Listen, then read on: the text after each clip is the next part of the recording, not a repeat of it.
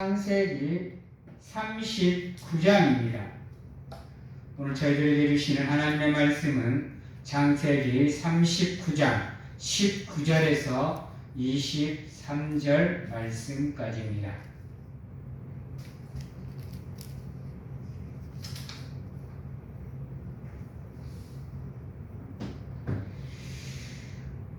창세기 39장 19절에서 23절 말씀까지 제가 봉독해 드리도록 하겠습니다. 그의 주인이 자기 아내가 자기에게 이르기를 당신의 종이 내게 이같이 행하였다 하는 말을 듣고 심히 노한지라. 이에 요셉의 주인이 그를 잡아 옥에 가두니 그 옥은 왕의 제수를 가두는 곳이었더라.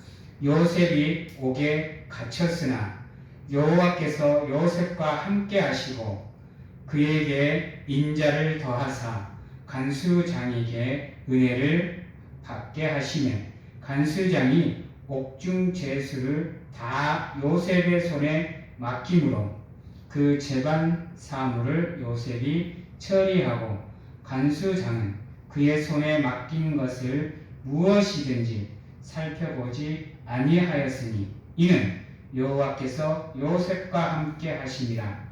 여호와께서 그를 범사에 형통하게 하셨더라. 아멘.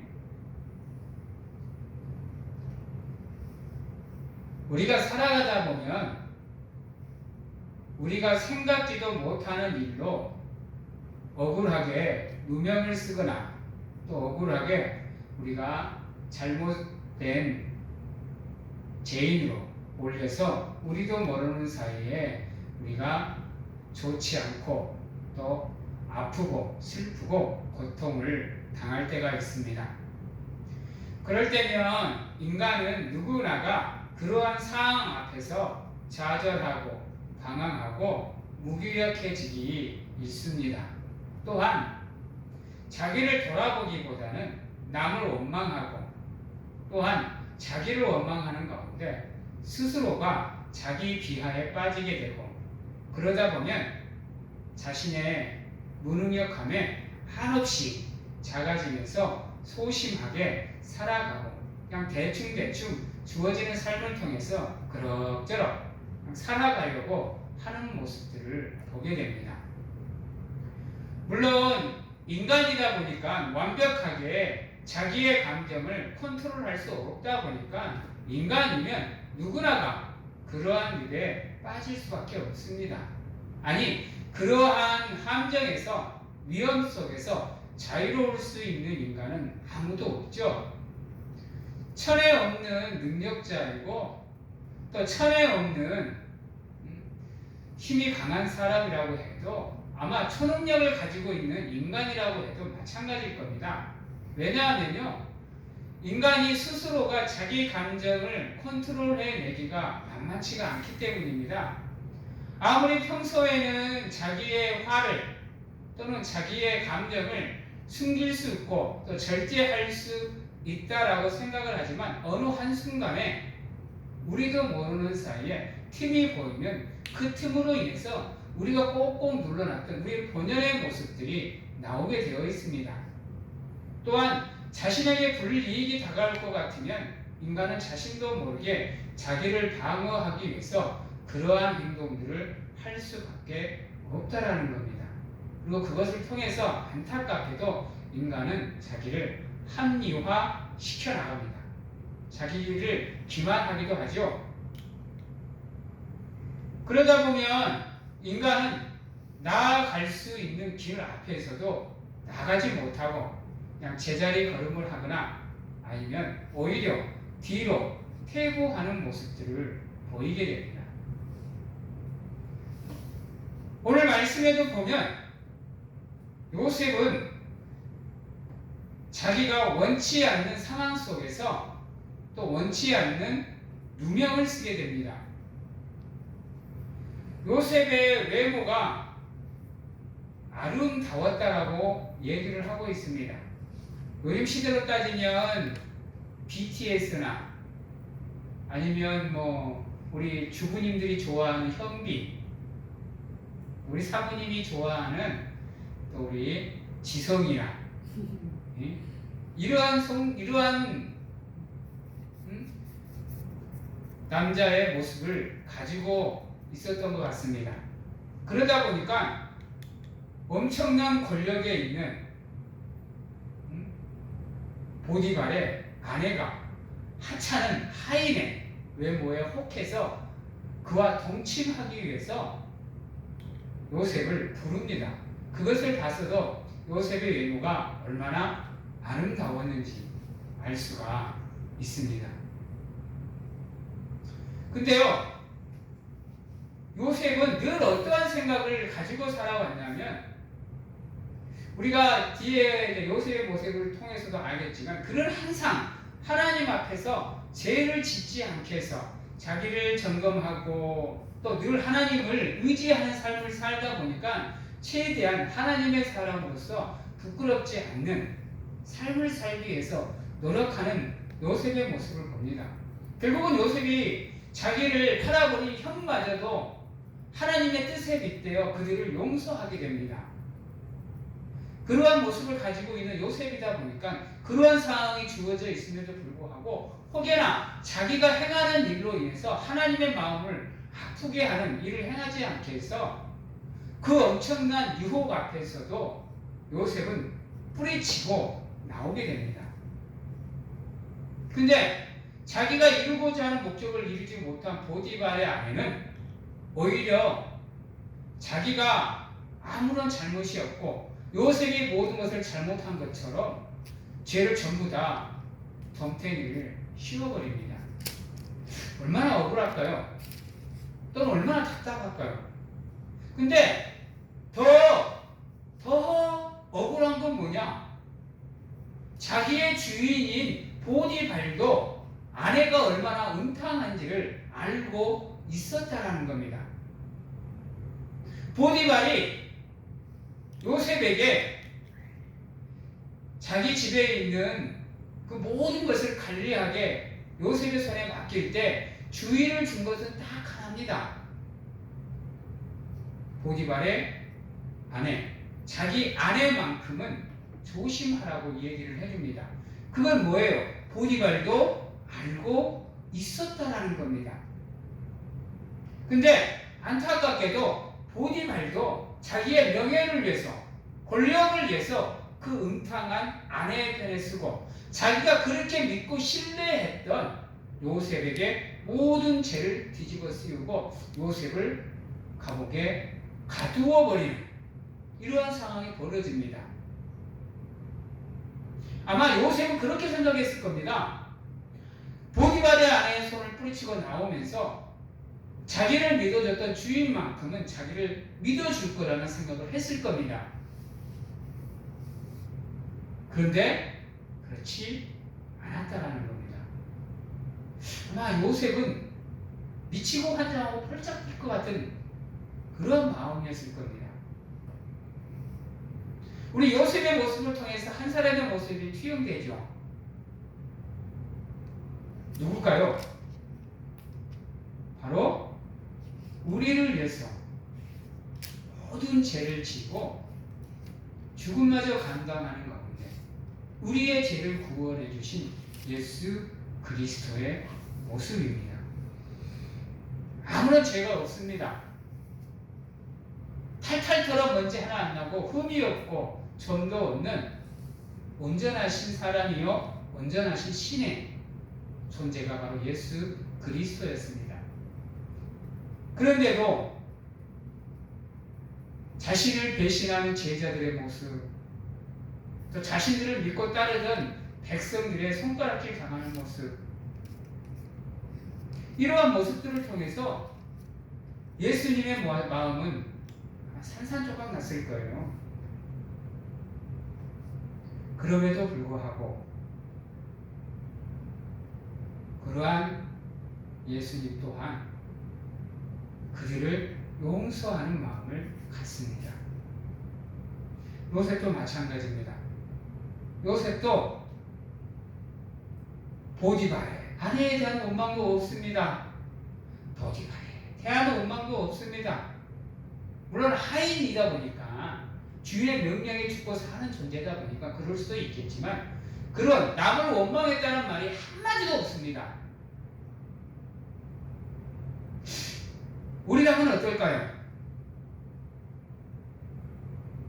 우리라면 아마 입에 거품을 물고 눈으로 사람을 죽일 수 있다 그러면 수십 번은 더 죽일 수 있는 그런 독한 마음을 품지 않겠어요?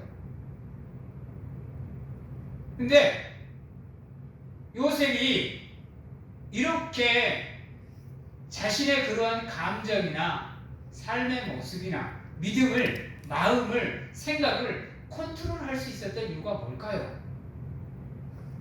그런 엄청난 상황 속에서도 자기의 모든 것을 잃어버리고 하루아침에 모든 것을 잃어버리는 상황 속에서도 자기의 삶을 방황으로, 좌절로, 포기로 이끌지 않고 그래도 자신에게 주어지는 환경 속에서 최선을 다하면서 살아갈 수 있었던 모습은 이유는 무엇일까요? 그건 다른 데 있지 않습니다. 그리고 그 모습은 우리가 배워야 되고 우리 또한 그러한 삶을 살기 위해서 노력을 해야 되는 겁니다. 오늘 말씀 21절에 보면 여호와께서 요셉과 함께 하시고 그에게 인자를 더하사 라고 얘기를 합니다. 무슨 말이죠? 하나님이 늘 그와 함께 했다라는 겁니다. 그리고 요셉은 그것을 알고 있었다라는 겁니다. 그러니까 모든 상황 속에서 흔들리지 않을 수 있었던 요셉의 모습은 어디에서 나오느냐? 어떠한 상황에서든지 반드시 하나님이 나와 함께 해줄 거라는 강한 확신과 믿음이 있었다라는 겁니다. 그러기에 설사 자기가 모든 것을 잃어버린 그 순간에도 요셉은 흔들리지 않았다라는 겁니다. 우리 예수님도 마찬가지입니다. 우리 예수님은 어때요? 잡히시기 전날 밤에 겟세마네에서 기도하는 모습을 통해서 우리 또한 이 모습을 알 수가 있습니다. 그리고 그 기도 후 예수님은 단단히 자신 앞에 놓여져 있는 하나님의 역사의 길을 묵묵히 걸어갑니다. 남을 원망하지도 않습니다. 그렇다고 남을 비방하지도 않고 남을 공격하지도 않습니다. 그저 순한 양이 되어 하나님의 뜻에 순종하는 길을 걸어갑니다. 여러분, 우리도 마찬가지입니다. 그래서 이 믿음의 길이 쉽지 않는 이유가 뭐냐? 믿음의 길이라고 해서 좋은 일만 있는 게 아니기 때문입니다. 때로는 극한 상황까지 우리 앞에 놓여질 수 있습니다. 초대교회 성도들에게 그들의 순교하는 모습을 통해서 우리는 알 수 있습니다. 왜요? 예수님을 믿었으면 그들에게 그러한 일이 벌어지면 안 됩니다. 그런데도 안타깝게도 자신들의 믿음을 지켜내기 위해서 순교의 길까지 마다않지 않고 걸어야 되는 상황이 우리 앞에 놓여진다라는 겁니다. 십자가에 산채로 못 박힙니다. 십자가에 못 박힌 채 산채로 불에 태워집니다. 산채로 사자의 밥이 됩니다. 초대교회 성도들은 그걸 알고 있으면서도 믿음을 지켜냈습니다. 어떻게 해요? 그게 인간의 생각으로 가능할까요? 하나님이 반드시 나와 함께 해줄 거라는 믿음이 있었기 때문에 죽음마저 불사하고 자신의 그 믿음의 신념을 지켜낼 수가 있었다라는 겁니다. 우리도 마찬가지입니다. 우리가 세상을 살아가면서 믿음을 지켜낼 수 있는 방법은 없습니다, 여러분. 우리 생각으로요? 세상의 방식으로요? 인간의 지혜로요? 아니요. 온전히 우리의 믿음을 지켜낼 수가 없습니다. 아무리 인생사 마음먹기에 달렸다고 해도 불가능합니다. 그러나 하나님을 믿는 백성에게는 그 길이 열려 있습니다. 바로 믿음의 길에서 하나님이 나와 함께함을 깨닫고 알고 믿는 겁니다. 그리고 그것에서 흔들리지 않을 수 있도록 날마다 하나님을 예배하며 기도하며 찬양하며 감사함으로 그분께 제사로 우리의 삶을 드리는 삶이면 그분이 우리와 늘 함께 한다는 겁니다. 그리고 하나님께서는 그러한 삶을 사는 사람만 축복하는 게 아닙니다. 그 사람의 주변마저도 하나님께서 그 사람이 하나님의 사람으로서 길을 걸을 수 있도록 도와주신다는 겁니다. 그래서 주변 사람들마저도 하나님께서 붙잡아 주신다는 거예요. 오늘 말씀에도 보면요, 요셉으로 인해서 보디발의 집이, 요셉으로 인해서 간수장이, 요셉으로 인해서 애굽 왕이 하나님의 인자가 더해지고 은혜가 더해지는 모습을 보게 됩니다. 여러분, 우리의 교회가, 우리의 가정이, 내가 살아가는 이 지역이, 내가 사는 이 국가가, 내가 사는 이 세상이 하나님의 은혜 안에 놓이기를 원하십니까? 그렇다고 한다면 내가 먼저 하나님 앞에서 올바른 믿음으로 살아가기 위해서 노력을 하셔야 됩니다. 여러분, 세상의 변화는 나로부터 시작입니다. 기억하십시오. 나로부터 시작입니다. 내가 먼저 변하는 겁니다. 내가 먼저 바뀌어야 되는 거예요. 물론 쉽지는 않습니다. 어렵죠? 인간만큼 자기 자신에게 관대한 존재가 없다 보니까 나 자신부터 변해야 된다는 생각을 갖기가 쉽지 않습니다. 왜요? 인간은 지극히 이기적인 존재이고 지극히 개인적인 존재이기 때문입니다. 그래서 이타적으로 바라보기가 어렵고요. 남을 먼저 생각하기가 쉽지 않습니다. 그래서 우리가 닮아가야 될 최종적인 모델은 예수 그리스도가 되어야 되는 거죠. 그러는 가운데 나로 인해서 모든 사람이, 나로 인해서 모든 세상이 이롭게 될 수 있도록 내가 먼저 노력하는 가운데 내가 모든 사람에게, 내가 모든 세상으로 하나님의 축복의 통로가 되고 하나님의 은혜의 자리가 될 수 있도록 노력을 해야 되는 겁니다. 그리고 오늘 말씀 22절과 23절에 보면 간수장이 옥중 죄수를 다 요셉의 손에 맡김으로 그 재반 사물을 요셉이 처리하고 간수장은 그의 손에 맡긴 것을 무엇이든지 살펴보지 아니하였으니 이는 여호와께서 요셉과 함께 하시니라. 여호와께서 그를 범사에 형통하게 하셨다라는 겁니다. 여러분, 신뢰라는 거 쌓기가 얼마나 힘든지 아시죠? 평생을 쌓아온 신뢰가 우리의 한순간의 잘못으로 무너져 내릴 때가 참 많습니다. 그만큼 사람과 사람 관계 내에서 신뢰를 쌓아간다는 게 쉽지 않습니다. 근데요, 우리가 온전히 하나님의 은혜 안에 머무는 삶을 살면요, 하나님이 우리에게 하나님의 인자를 더하시고 긍휼을 더하시는 가운데 우리를 불쌍히 여기셔서 우리의 연약함을 아시기에 우리를 붙잡아 주심으로 우리가 무너지지 않도록 하나님께서 붙잡아 주시는 겁니다.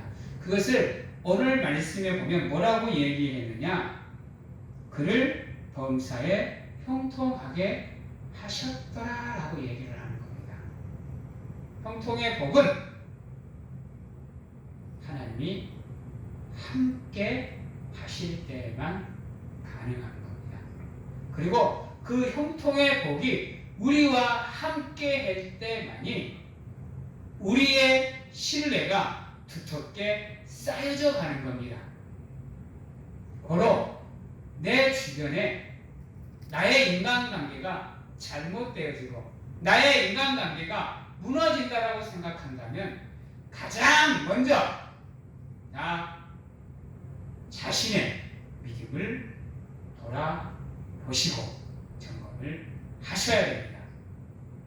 그러는 가운데 무엇이 잘못되어 있는지를 찾고 회개하고 고백하는 가운데 하나님께 함께 해달라고 기도하는 가운데 그분의 권능으로 나의 삶을 변화시키기 위해서 노력한다면 우리의 삶은 하나님의 은혜의 자리에 머무는 가운데 형통의 복을 누릴 수 있게 될 겁니다. 사랑하는 성도 여러분, 누구나가 다 고난을 당하게 되어 있습니다.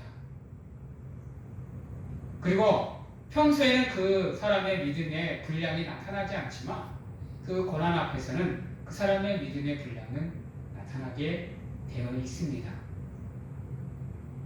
적어도 하나님을 믿는 백성이라고 한다면 그 믿음의 분량이 변함이 없으셔야 됩니다. 그러기 위해서는 늘 우리가 모든 상황 속에서 하나님과 함께하는 가운데 하나님을 신뢰하고 의지하는 삶을 산다고 한다면 하나님께서 여러분들의 삶에 형통의 복으로 함께하는 가운데 하나님이 여러분을 의인이라 칭해주는 은혜로 여러분들이 세상 가운데서 하나님의 능력으로 모든 것을 극복하며 승리하는 삶을 살아갈 수 있도록 도와주실 겁니다. 그것을 믿는 마음으로 여러분들의 삶을 하나님께 아름다운 산 제사로 드리는 귀한 사랑하는 성도님들이 다 되시기를 주님의 이름으로 축원합니다. 기도하겠습니다. 사랑의 하나님 감사합니다. 많이 부족하고 연약하지만 우리의 삶이 온전히 하나님께 드려질 수 있도록 하나님 붙잡아 주시고 누가 뭐라 그래도 우리의 삶이 하나님의 은혜에서 벗어나는 삶이 아니라 항상 하나님을 신뢰하는 삶을 통해서 하나님이 우리와 함께함을 믿고 하나님의 형통함을 바라보며 사모하는 가운데 하나님께 우리의 삶을 드리는 귀한 삶을 살고 그것을 통해서 하나님께 영광을 돌리는 우리가 될 수 있도록 하나님 축복하여 주시옵소서. 지금은 우리를 죄에서 구원하시기 위해 이 땅에 오신 예수 그리스도의 은혜와 세상 끝날까지 우리와 함께 하시며 안아주시고 품어주시는 하나님 아버지의 사랑하심과 세상 어느 곳에 가서 무엇을 하든지 간에 우리를 지키시고 보호하시는 성령님의 교통하심이 오늘 이 자리에서 모든 상황 속에서 하나님이 우리와 함께함을 믿고 온전히 하나님만 신뢰하는 삶을 살고자 확신하고 결단하는 귀한 하나님의 성도님들 머리 위와 가정과 직장, 자녀와 건강을 위해 지금부터 영원토록 함께 하시기를 축원하옵나이다.